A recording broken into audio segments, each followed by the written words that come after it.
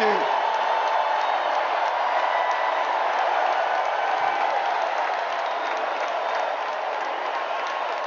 Thank you.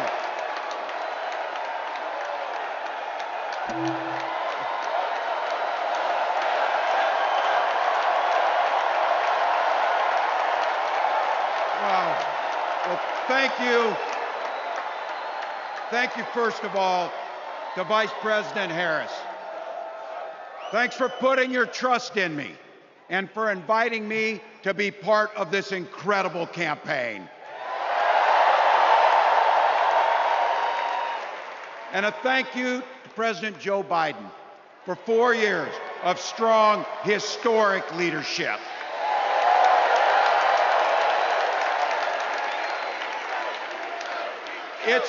It's the honor of my life to accept your nomination for Vice President of the United States.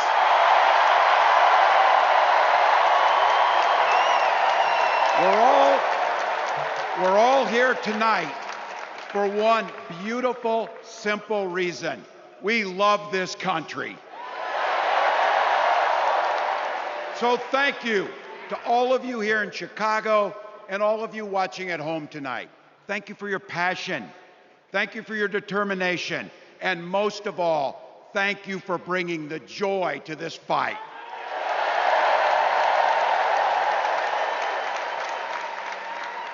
Now, I grew up in Butte, Nebraska, a town of 400 people.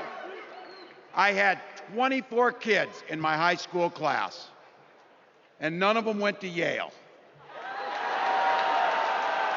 But I'll tell you what, growing up in a small town like that, you learn how to take care of each other. That family down the road, they may not think like you do. They may not pray like you do. They may not love like you do, but they're your neighbors. And you look out for them, and they look out for you. Everybody belongs, and everybody has a responsibility to contribute. For me, it was serving in the Army National Guard. I joined up 2 days after my 17th birthday, and I proudly wore our nation's uniform for 24 years. My dad, a Korean War era Army veteran, died of lung cancer a couple years later. He left behind a mountain of medical debt. Thank God for Social Security survivor benefits. And thank God for the GI Bill that allowed my dad and me to go to college, and millions of other Americans. Eventually, like the rest of my family, I fell in love with teaching. Three out of 4 of us married teachers. I wound up teaching social studies and coaching football at Mankato West High School. Go Scarlets!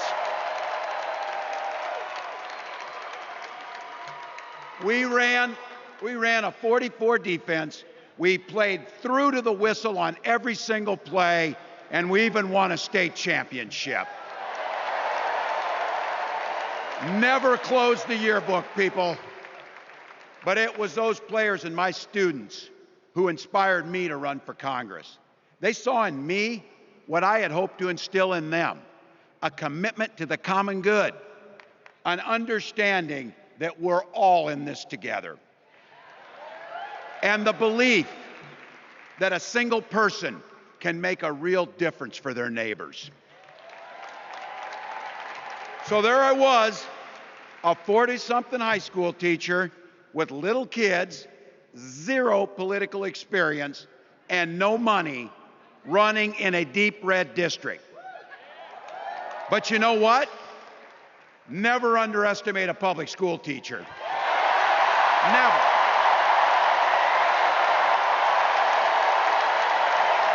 I represented my neighbors in Congress for 12 years, and I learned an awful lot.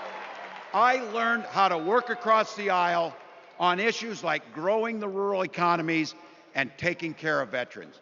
And I learned how to compromise without compromising my values. Then I came back to serve as governor, and we got right to work, making a difference in our neighbors' lives. We cut taxes for the middle class. We passed paid family and medical leave. We invested in fighting crime and affordable housing. We cut the cost of prescription drugs and helped people escape the kind of medical debt that nearly sank my family. And we made sure that every kid in our state gets breakfast and lunch every day. So while other states were banning books from their schools, we were banishing hunger from ours.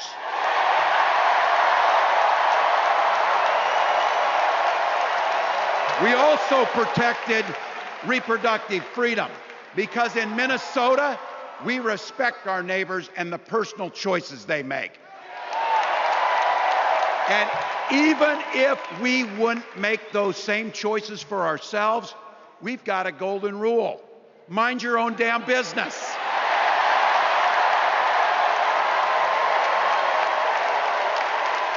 And that includes IVF and fertility treatments. And this is personal for Gwen and I.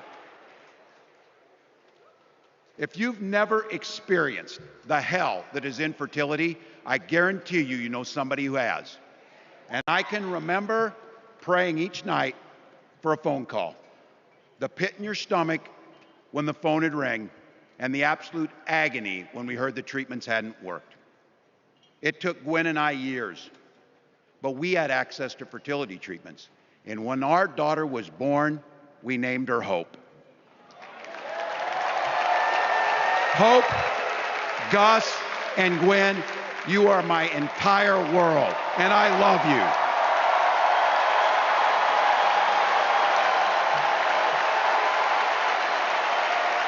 I'm letting you in on how we started a family because this is a big part about what this election is about. Freedom. When Republicans use the word freedom, they mean that the government should be free to invade your doctor's office. Corporations, free to pollute your air and water. And banks, free to take advantage of customers. But when we Democrats talk about freedom, we mean the freedom to make a better life for yourself and the people that you love. Freedom to make your own healthcare decisions. And yeah, your kids' freedom to go to school without worrying about being shot dead in the hall. Look, I know guns. I'm a veteran. I'm a hunter. And I was a better shot than most Republicans in Congress, and I got the trophies to prove it. But I'm also a dad. I believe in the Second Amendment, but I also believe our first responsibility is to keep our kids safe.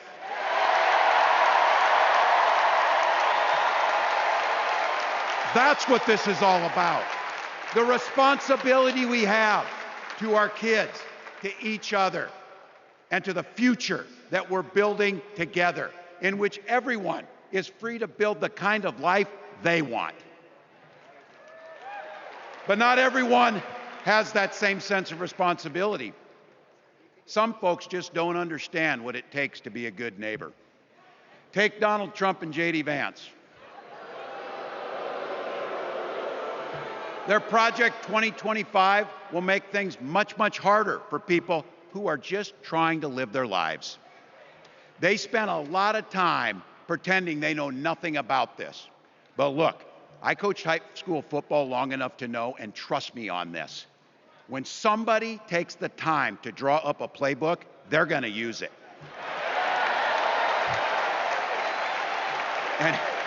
And we know If these guys get back in the White House, they'll start jacking up the costs on the middle class. They'll repeal the Affordable Care Act. They'll gut Social Security and Medicare. And they will ban abortion across this country, with or without Congress. Here's the thing. It's an agenda nobody asked for.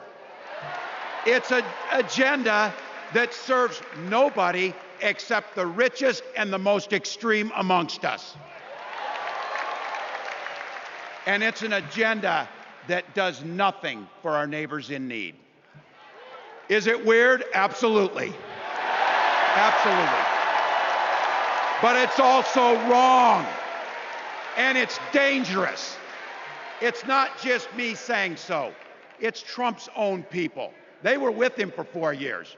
They're warning us that the next 4 years will be much, much worse.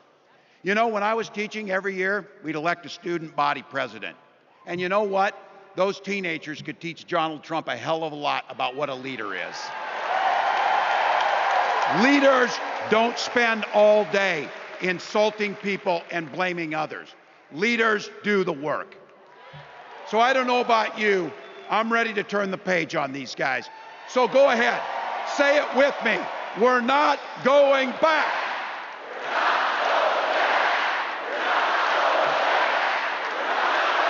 We've got something better to offer the American people. It starts with our candidate, Kamala Harris. From her first day as a prosecutor, as a district attorney, as an attorney general, as a United States senator, and then our vice president, she's fought on the side of the American people. She's taken on the predators and fraudsters. She's taken down the transnational gangs, and she stood up to powerful corporate interests. She has never hesitated to reach across that aisle if it meant improving your lives. And she's always done it with energy, with passion, and with joy. Folks,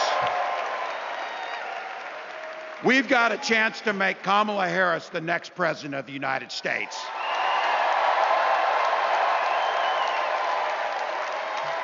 But I think we owe it to the American people to tell them exactly what she'd do as president before we ask them for their votes. So here, this is the part, clip and save it and send it to your undecided relatives so they know.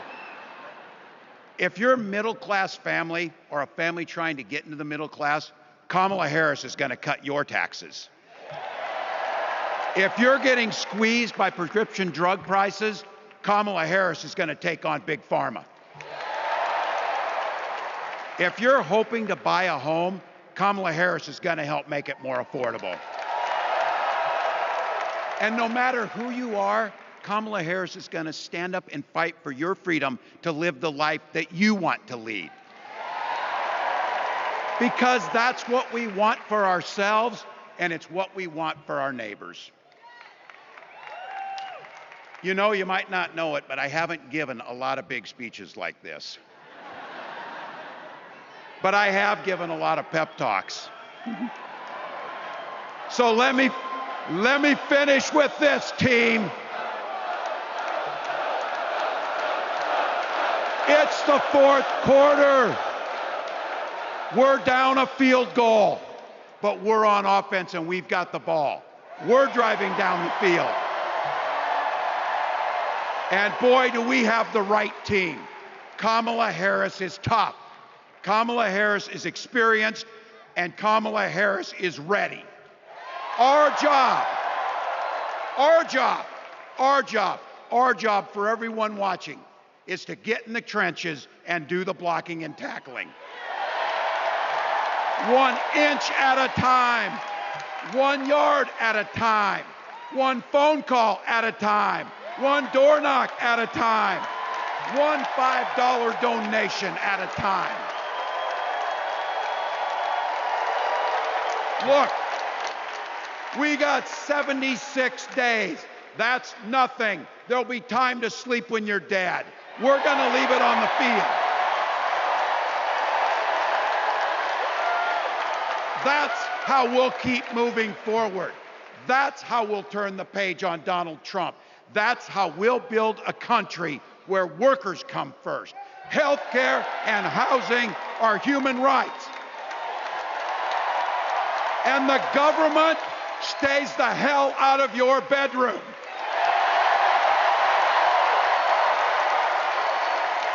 That's how we make America a place where no child is left hungry, where no community is left behind, where nobody gets told they don't belong. That's how we're gonna fight. And as the next president of the United States always says, when we fight, when we fight, when we fight, thank you. God bless.